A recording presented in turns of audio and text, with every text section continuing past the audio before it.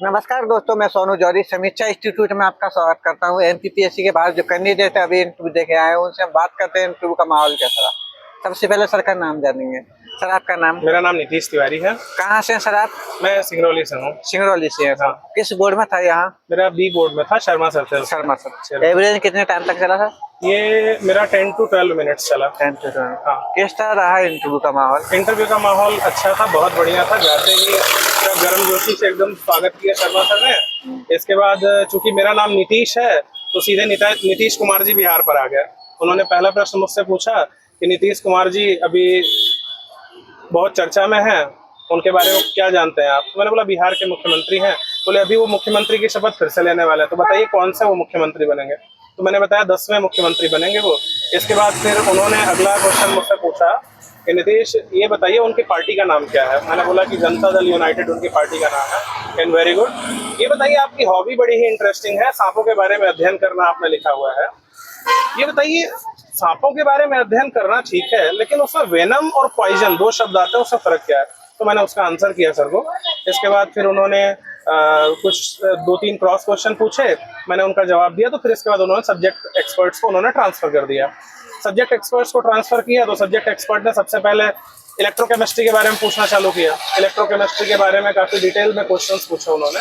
दूसरे subject expert आए, उन्होंने एल्डिहाइड कीटोन्स और ज़्यादा से ज़्यादा ऑर्गेनिक को फोकस किया उन्होंने। टॉलेंट टेस्ट और इसके अलावा ग्लूकोज फ्रक्टोज के स्ट्रक्चर्स को उन्होंने फोकस किया।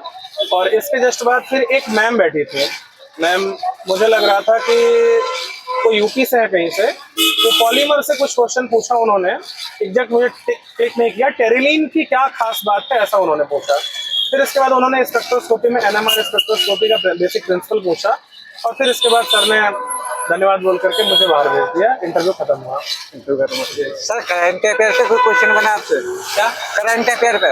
करंट अफेयर पे कोई क्वेश्चन नहीं बना। नीतीश कुमार जी बिहार के मुख्यमंत्री हैं, वहीं से क्वेश्चन बना। वही रिलेट किया था वो। जी बिल्कुल, करंट केवल वहीं से गया है।